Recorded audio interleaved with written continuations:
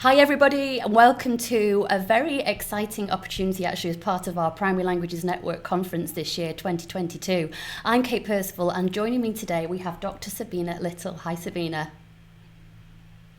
Hi Kate, thanks for having Oh, me. that's absolutely fine. We are so excited to hear about the work that you've been doing into multilingualism. So first of all, we'd like you to introduce yourself and the kind of work that you do.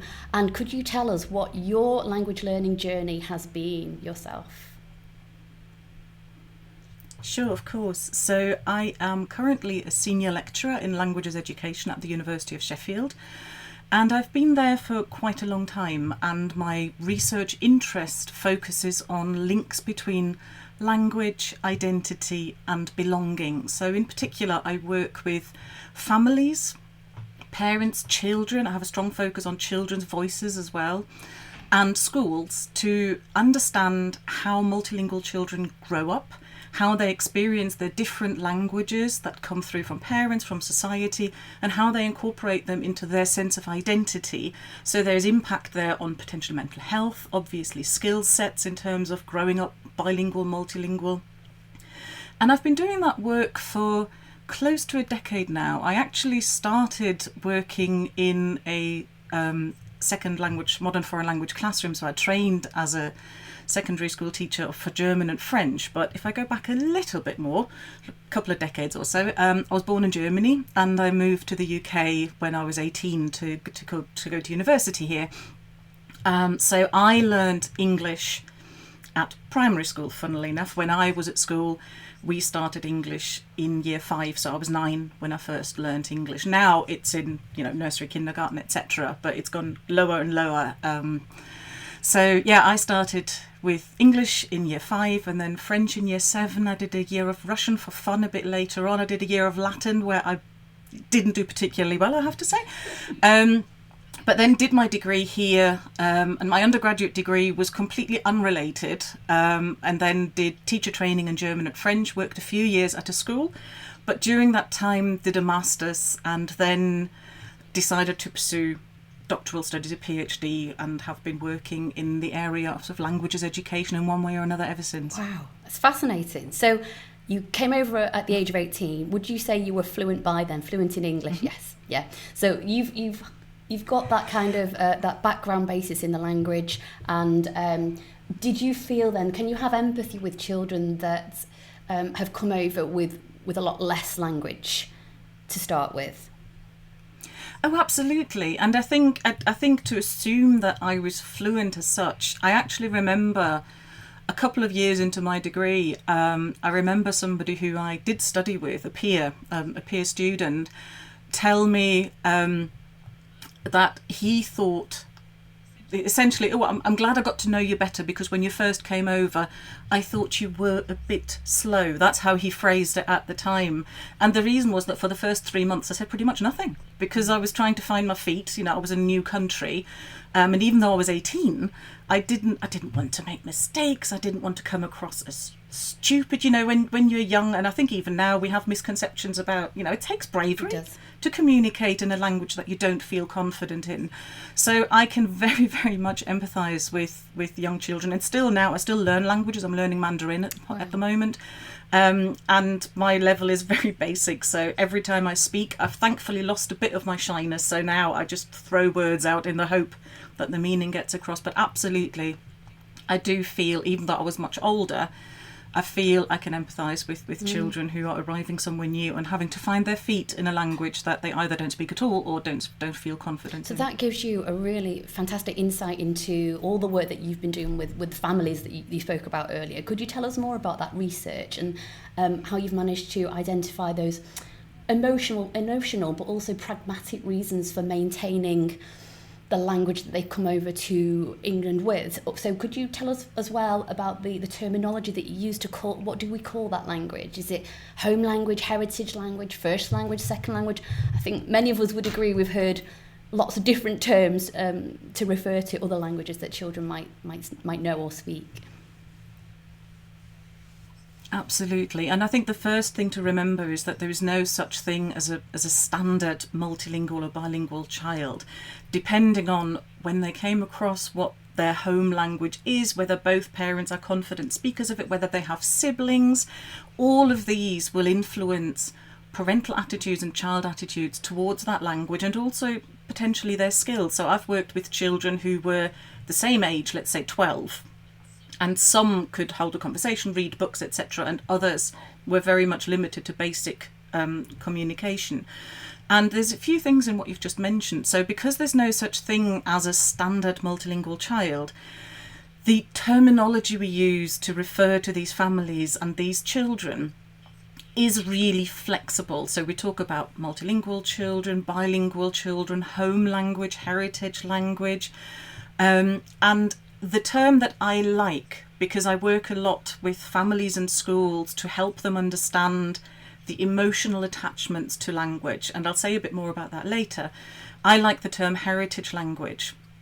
So I like the understanding that if a language is inherited, then an inheritance can be accepted or rejected. So in a multilingual family, it is not necessarily the case that all members of that family are multilingual, or even that the child would describe themselves as multilingual as such. Because we have we have conceptions on how we understand multilingualism to function. Thankfully, we've lost this idea of a perfectly balanced bilingual, and we now know that to be a myth, but there are still misconceptions around the idea of multilingualism. So the reason I like the term heritage language is because it explains to parents and to teachers and to children that it's potentially emotionally laden. Just because a language is inherited and passed down through the family doesn't mean that the child necessarily has to share the parents' or society's perception of that language. That's so interesting. Yeah, so it's got sort of positive and negative connotations, isn't it? It's about the child themselves working out where they sit and where their identity sits within that heritage background. Yeah, absolutely. And parents will often have some expectations, whatever these expectations are. In my research, I have worked with parents who expect this mythical, perfect bilingualism, perfectly balanced bilingualism for their children. But I've also worked with parents who I just want them to be happy and everything in between. What we know is that if there is a pragmatic reason to maintain the heritage language, say one of the parents does not speak in this country's context, English. So the child is required to speak the language in order to communicate with the parent. Or if the family is only here for a couple of years and everybody knows that they will ultimately return, then there are really clear, strong, pragmatic reasons to maintain the home, the heritage language. And nobody questions that. However, what I and other researchers as well have discovered that there are often very strong emotional links to the language. So I, for example, work with parents who have said, if my child rejects my language, I feel that they are rejecting me. And that has mental health consequences. And we need to be careful about how we talk about this, because it's not ultimately the child's responsibility to make their parents happy through accepting or rejecting the language. But we need to be conscious that there is much, much more linked to multilingualism and heritage language development than just speaking or learning a language. There are really, really strong links to identity for the children, for the parents, for the family as a whole. That's so interesting. Thank you. So would you say that, what's the biggest influence, would you say? Would it be the heritage language, or would it be maybe what's happening at school, or with peers and what children are experiencing day to day rather than at home? Where do you think those influences come from, or is it a mixture of everything? Yeah, I think typically it happens along a timeline. So obviously when a child is born, initially they're at home and much more under the parents' influence, shall we say. The one absolute crucible that comes up in all the research around multilingualism is the school start. And actually my own son, when he was 4 years old, growing up bilingual English-German, when he started school, I was the only parent, because I'm the only German speaker in the family, who could keep the German alive, but I was also the parent who was helping him learn to read in English, following the school set work, the reading diary, etc. So at that point, my own son said, could he take a year out of speaking German? And 1 year became 2. So my own son actually didn't speak German for 2 years. And then when he was 6, he decided he wanted to restart speaking German. And he also wanted to do research together. So we actually were co-researchers on a project of bringing back his German. And that got published last year when he was just 13. So we both understand the idea of how the school start can have a massive influence. And the problem is, once the home language, the heritage language, drops off the radar, even just a little bit, you start developing asynchronously. Well, in fact, all throughout childhood, the languages are very likely to develop asynchronously. And as soon as you feel much more confident in one language than the other, it is really, really difficult to catch up rather than to have that gap widen more and more. And for that reason, it's really important that everybody pulls together in working with children to make sure that their home heritage languages are acknowledged, normalised and furthered in any and all possible contexts. It's interesting to have a think about the pandemic's effect as well. Have you seen any trends or any outcomes from the home learning that children had to do, or have you done any research into the COVID pandemic and the effect that it's had on children with heritage languages? Because they were at home more. That's not to necessarily say that they were, increasing one particular language more than another. Yeah, there absolutely has been an impact, and I've not done official research, but I've heard from a lot of heritage language schools and I've heard from a lot of families that essentially one of two things were likely to happen. A, the children were more at home and therefore more exposed to the home language, and therefore potentially, for at least some of them, the heritage language received a bit of a boost. On the other hand, it also meant that parents were much more responsible for their children's education than they might have been if the child had been going to school. So they were much more likely to engage on a day-to-day basis with the detailed work that schools were sending home. And that meant that, in some families, it went completely the opposite way, and the heritage language got suppressed in the interest of making sure that the children weren't falling behind in the schoolwork. So parents were abandoning the heritage language to some extent. I'm presenting this as a directly opposite scenarios, and obviously it's a sliding scale, but essentially one or two things were likely to happen in heritage language families. Can you tell us a bit more about that erasing or that amending of the multilingual identity? Because you often talk about children doing that sort of, subconsciously or consciously, and in their formal education context. So how does that pan out? Yeah, we really need to be really conscious of what children experience. Right back in 1975, the Bullock Report, A Language for Life, was talking about this idea that it is not expected that children would discard the mantle of their bilingualism as they enter the school gate. But actually, when we think about it, once school starts, children receive a really strong message. They are being assessed in English. They're getting their reports in English. It's in English where somebody formal, in a formal context, tells them whether they're doing well or they're doing not well, whereas the home language doesn't have a similar hierarchy attached to it. So what very often happens is that children become aware that school is the place where their English and potentially their Englishness, in terms of linked with identity, is being valued and furthered, and because that is where they are being judged, for want of a better word, that is where they feel that the focus should lie on. So I have done research with children as young as 8 and as old as 11 or 12 who, despite me trying to talk to them about their home language, their heritage languages, because I was an outsider, a grown-up, talking to them in school, because that's where the interviews took place, it took them a good 20 minutes to even understand what I wanted from them, because they were so focused on the idea that, well, this is school, so this is where I talk about the English part of me. And one child, I use that quote a lot, one child, I was trying to talk to her about her home reading, and she was 8 years old. And I knew she read in Bengali, in her home language. And it took me a long, long time to get her to talk about it. And ultimately she said, Oh yeah, I read all the Harry Potter books in Bengali, but why do you want to know about that? Nobody wants to know about that. So I found that heartbreaking. So it is a quote that I use a lot, because the idea that an 8-year-old has decided that there is an aspect of her identity that nobody in her own words, wants to know about, I find that terrifying. And I find that that has since, it's been a few years ago since I had that interview, and I have found that since almost the driving force of my work, because I think we need to give children the understanding that all of them, all parts of them, all their identity is welcome in school. Absolutely. So I know I speak for a lot of primary teachers when I say, how can we then make that connect between the home and the school experience, and how can we make sure that heritage languages are seen as an asset and not as some sort of barrier?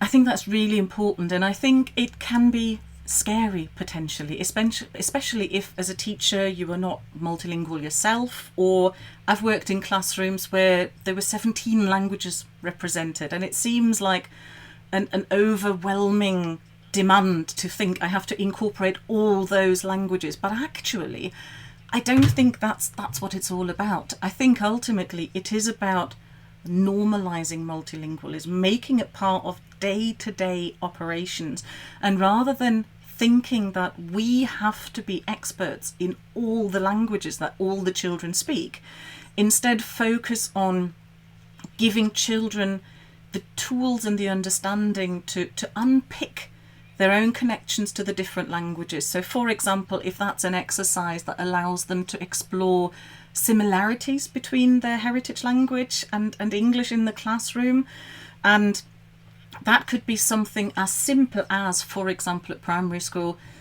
when you have to label something, whether it's a mini beast and you label the body parts, or whether it's the water cycle, at some point in pretty much every year you end up drawing something and labeling it.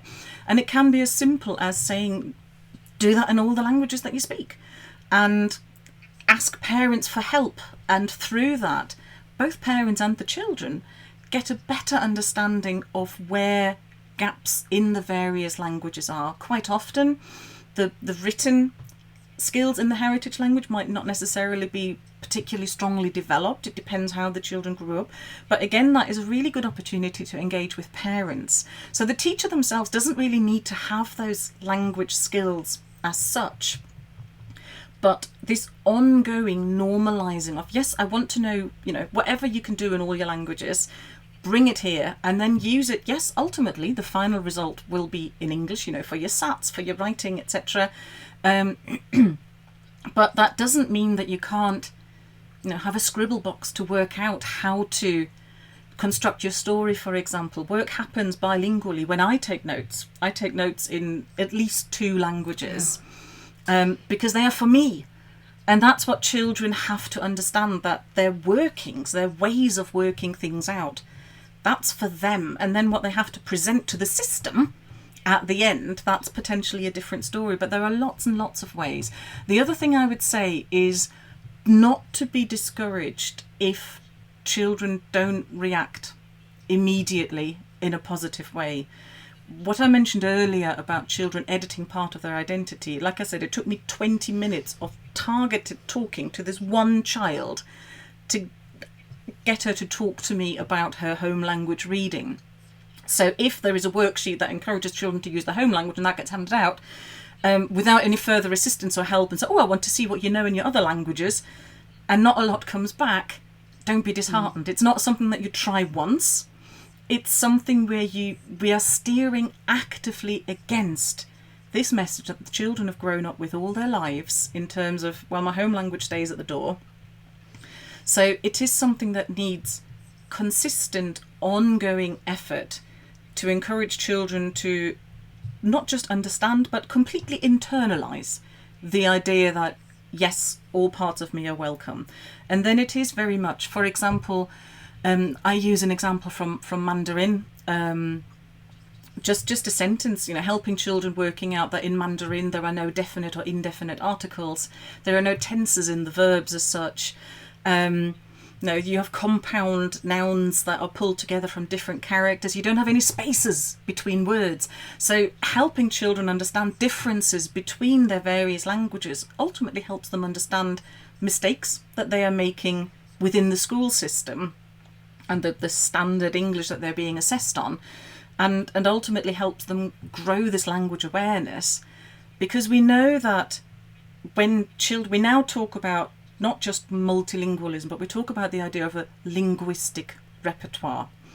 And I want to say just a little bit about this, because for a long time we thought that multilingual people were combined monolinguals.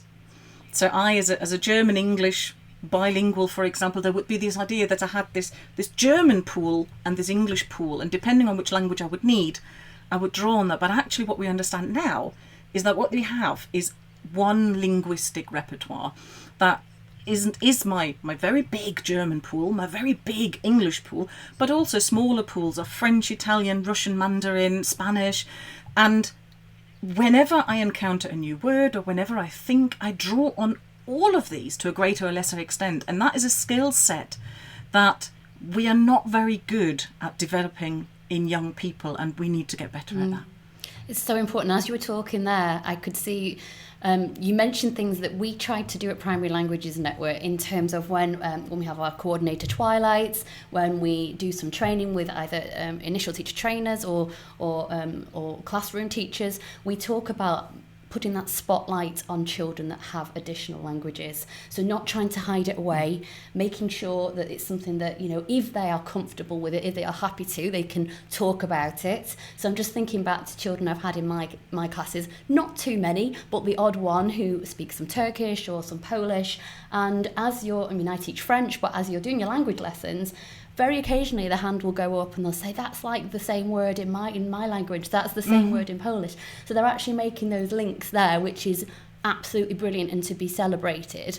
And I know there are often grammar rules which don't link as well with English, like the masculine feminine, for example, but they might have those ideas of gender in their heritage language, so they can then make that connection, and it actually will, help to cement that knowledge in both languages, and is a great discussion point as well. So we're very keen on the metacognition of language learning here at PLN as well. So anything to bring out that kind of discussion in class, I think you just need to run with and to celebrate. We also have something called language ambassadors, which I know lots of schools in our network now use. And those are essentially monitor roles within the classroom. And they're working so well, because not only do they help with practical things, so helping with the dictionaries and the kind of reward certificates at the end of each lesson, but language ambassadors are there to fly the flag for languages, whether they are the language that the children are learning in school or other languages that they speak outside of school. So for our listeners now, it might be something that you take away from today and think, actually, yes, in order to help us do what Sabine is saying, to put that spotlight on additional languages, maybe choose a couple of monitors, couple of language ambassadors per class who can be, maybe they have heritage languages themselves and they can see the value, or they're happy to share what they know and the connections they make and all their language learning skills with the rest of the class. It might be that there's some sort of display in the classroom as well, which has different words in all the different languages spoken in that class on a particular topic, or it might just be greetings on the door. It might be a list of languages that is spoken in the class listed, so it's visual and it's not forgotten about. Is there anything you think we could add to that? I think I might give a little plug. So I have been working on a project called Lost Worlds, and the idea behind Lost Worlds, the L is in brackets, so it's Lost Words, Lost Worlds, and the idea behind it is that if children who are multilingual, who are growing up multilingual, lose part of their words linked to their heritage language, then they lose part of their world, part of their identity. And the activities are on a website called multilingualism-in-schools.net, and similar to what you were saying, Kate, there are lots of activities there. They're not necessarily all originally my idea. I draw on a wide variety of research that's gone before me, and where that is the case, that is being acknowledged in the activities. But they include, we try to make it as straightforward for teachers as possible. So there are workshops there, there are teacher training videos there, and for example, one of the activities is one of my favourites, and it's a river of reading. And the idea behind a river of reading is that it explores critical incidents in a child's chronological reading journey to identify where and how different languages are represented. That's the very short explanation, but again it explores these links between language and identity.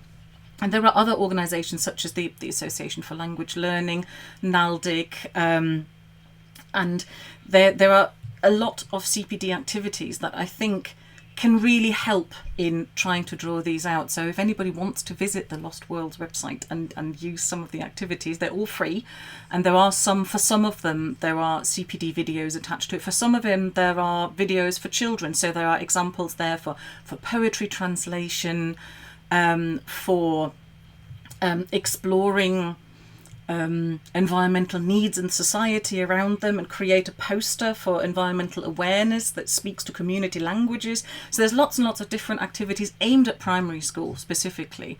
So I'm hoping that some of those will be useful to people. Oh, they absolutely will do. I really enjoyed when I had a look on that website actually. A lot of practical help is on there. Like you say, little videos that you can watch. So some classes have been filmed on there, and you can just see how some of these activities actually work. One of the ones I really liked was the one about the owl. I don't know whether you could talk us through the poem, I think, about an owl and how the teacher worked that in to what she was doing in the classroom. Yeah, ultimately the activity is about exploring the rhythm of language. That was the premise. The premise was to say, okay, if we look at mini beasts as an example, we go butterfly, caterpillar. Yeah, how many syllables, how would you clap them, etc. But then encourages children, for example, there's a PowerPoint there with audio files of the word butterfly in different languages. So you have butterfly, and then you have Schmetterling. That's the German, you've got the same syllables, same stress, but then you've got Hudje in Mandarin, that's different. So it uses that to explore essentially language rhythm, and gives all the children an opportunity to bring in their home language, and ultimately to create a speech song, a rap, whatever you want to call it. And the teacher in question used the word for owl and created a little song with all the children together. So she didn't stick to the mini beast brief, and that's I think the great thing about the activities, that it's about ideas that they represent. So she used the word for owl and then worked with children, and the children were telling her what the word for owl was in their language, and she got everybody to say it. And I think that's the other thing that's really important, that all these activities and all these ideas around language awareness, they do not just benefit the multilingual children in the classroom, they absolutely benefit all children. So when we have on the website a calligram activity, then at the bottom we have the word for the answer. So there's one about bats, for example, and at the bottom the word for bat in lots and lots of different languages. So it does help expose other children to different languages as well, which helps on the one hand with language awareness and language skills development, but on the other hand, I believe helps with openness to other cultures, acceptance of different people living together in harmony, and avoiding closed-mindedness. Totally agree. And what I liked as well, that the class teacher in this particular video, she wasn't scared of asking a question such as, which is your favourite word for owl in any of the languages? And the children were expressing their opinions, and that's completely valid that they preferred, their friend's word who spoke Russian for this particular task, but maybe they prefer the sound of the word in Mandarin for a different task. So that was really opening it up, like you say, to every single child in that classroom. Definitely. Is there anything else about the Lost Worlds project that you want to tell us about? Anything that you think would encourage other teachers to take a look on that website, or to use those activities, and like you say, to make them their own, and to adapt them to what's going on in their class, and see the benefits from them?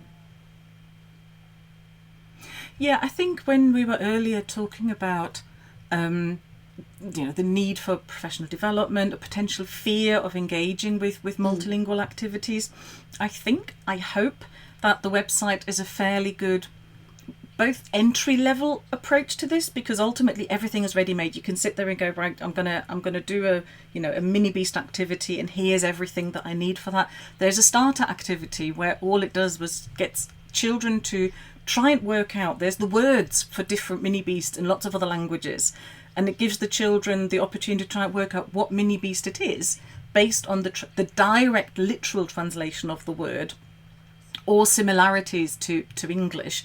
So that's the sort of thing that you can literally look at, download and do tomorrow, and it takes 10 minutes as a starter activity.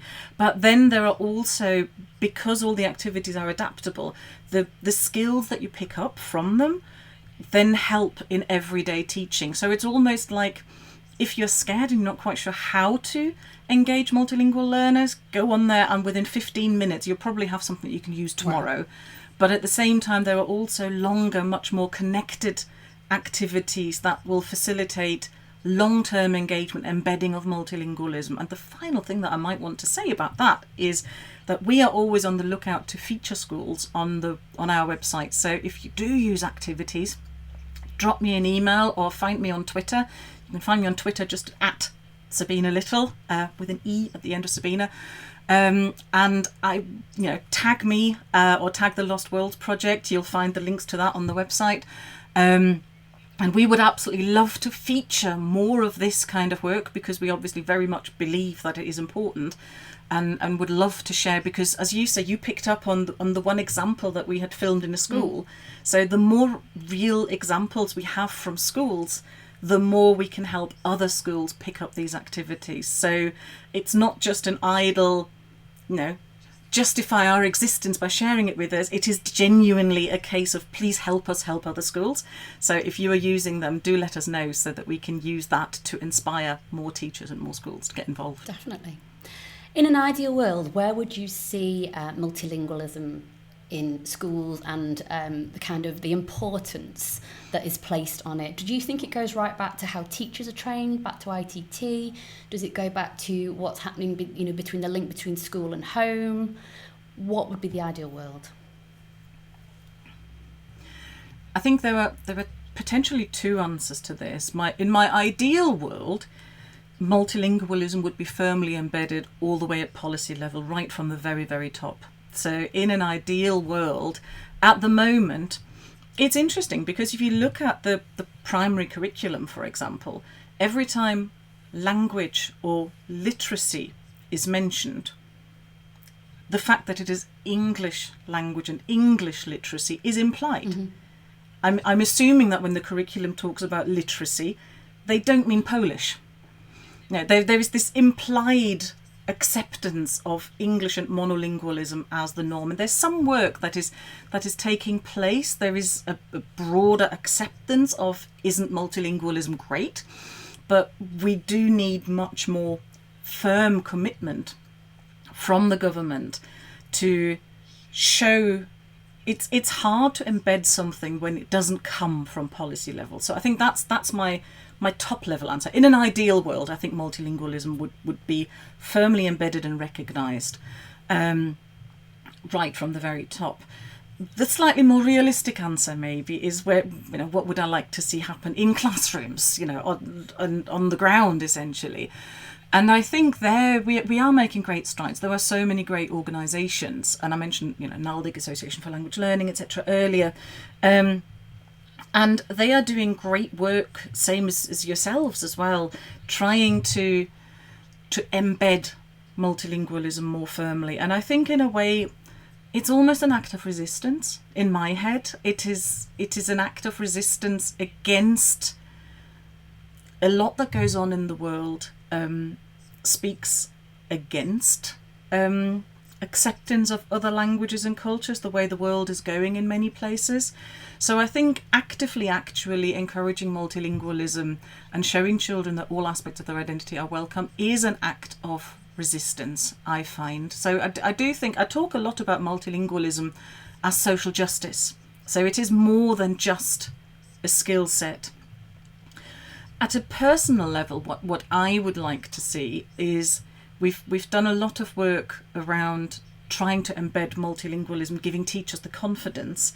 what I would love to do for my own research is work with some schools for a longer period of time to show what change is possible. So to really closely follow a school that is making a commitment to say, right, we want to do this, and we're not just going to do it, you know, every Wednesday in PSHE or whatever, but you know, we're going to embed an approach to multilingualism in our school, and we're going to see what that does over a period of 2 years. You know, how does it change the way the school and the home collaborate together? How does it change parents' perceptions of school? It's not necessarily all smooth sailing. Not necessarily all parents will welcome the idea of heritage languages or home languages being in school. There are still, you know, there's education needing to happen at all levels, because some feel that that's not the school's remit, that's the home's remit. So I would love to see what can happen in longer term collaborations to normalise multilingualism, and what happens to schools, families, teachers and children then. We'd love to hear the results as well. I think you've just if any school wants to get involved. Absolutely, I think that would be fascinating for everybody to hear. And I think what you say about, it's that vision, isn't it? It's that attitude which we, again, with teaching second languages, with Primary Languages Network, schemes of work and the work we do with coordinators, it's a lot about trying to encourage colleagues to feel that confidence to teach it, and senior leadership to have that vision to make sure that it's part of a curriculum. It's an ambitious part of curriculum, and it's something that every child should be given the opportunity to do. So I think it ties in with that quite nicely, doesn't it? It's about having that vision, seeing the purpose and the importance in multilingualism, and normalising it, like you say, and just connecting that home and school experience. Seeing something like this conference 5 days focused on multilingualism specifically, I think together with the work of other organisations, is such a great step in the right direction. So I really think that things are moving, maybe not as quickly as all of us would like, but I'm really, really grateful and hopeful to see all the work that's going on. So thank you very much for facilitating that. No, absolutely. And it's been an absolute pleasure to have you here. I think we could have listened to you for another few more hours at least, but we'll draw it to a close now. And yes, we'll make sure that your contact details and your Twitter and the Lost Worlds website is readily available for everybody listening, so that they can keep in touch. And good luck with the research. Thank you. Thank you so much.